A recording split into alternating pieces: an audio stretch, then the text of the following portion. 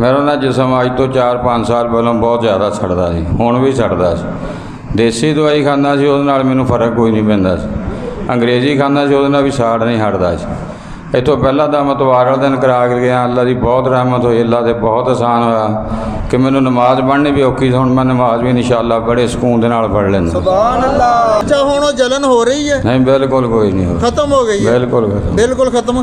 ते वो शोरकोट तो इन्नी दूरों इत्थे पहुंचे किस तरह, किन्ने दस्सिया सी तुहानूं? असीं नैट ते देखिया सी। अच्छा नैट ते? हाँ जी। ते नैट तो वेख के यकीन क्यों आ गया तुहानूं?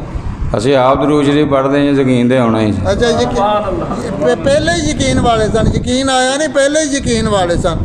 ते 5-6 ਸਾਲਾਂ ਦੇ ਵਿੱਚ ਤੁਸੀਂ ਇਲਾਜ ਕਿੰਨਾ ਕੁ ਕਰਾ ਲਿਆ ਹੋਣਾ? ਹਾਲਾਤ ਬੜਾ ਕਰਾਇਆ, ਯਕੀਨ ਮੈਂ ਤੇ ਅੱਗ ਕੇ ਛੱਡ ਦਿੱਤਾ ਸੀ। ਕੋਈ ਕਿਹੜੇ ਸ਼ਹਿਰ ਕਿਸ ਇਲਾਕੇ 'ਚ ਗਏ ਹੋਣੇ? ਟੋਬਿਓਂ ਵੀ ਦਵਾਈ ਲਈ, ਇੱਥੋਂ ਰਸੂਲਪੁਰ ਗੇਦੜੀ ਤੋਂ ਵੀ ਦਵਾਈ ਲਈ, ਹੋਰ ਵੀ ਬੜੀ ਜਗ੍ਹਾ ਤੋਂ ਦੇਸੀ ਜਿੱਥੇ ਕੋਈ ਦੱਸਦਾ ਸੀ ਉੱਥੋਂ ਲੈਂਦਾ ਰਿਹਾ, ਲੇਕਿਨ ਫਰਕ ਕੋਈ ਨਹੀਂ ਪੈਂਦਾ ਸੀ। ਤੇ ਕੋਈ ਅੰਦਾਜ਼ਨ ਪੈਸਾ ਕਿੰਨਾ ਕੁ ਲਾ ਚੁੱਕੇ ਹੋਣੇ?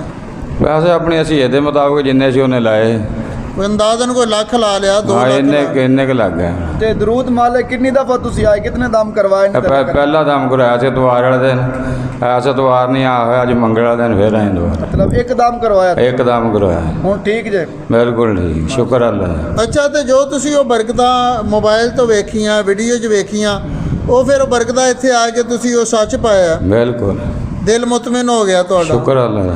ਤੇ ਹੁਣ ਫਿਰ ਇਸ नेक पाक मिशन च मकसद की है कि हमने दरूद सलाम पढ़ना भी है और पढ़ाना भी है, तो अपने इलाके में लोगों को दरूद पढ़ने वाला बनाना है इंशाअल्लाह। कि अल्लाह ने ये असल में दरूद पाक की बरकत से आपको सुकून दिया है, इंशाअल्लाह। और यहाँ जो आकर सुकून मिलता है, अल्लाह ने उनसे दरूद पाक का काम लेना है, बेशक उनके इलाके में दरूद पाक का फैज़ फैलाना है। ठीक। तो आप ही नीयत करके जाएँ कि इंशाअल्लाह दरूद पढ़ना भी है, इंशाअल्लाह जी, बढ़ाना भी है, पढ़ाना भी है इंशाअल्लाह। अल्लाह ताला आपको इस्तिकामत अता फरमाए, तरक्कियाँ अता फरमाए।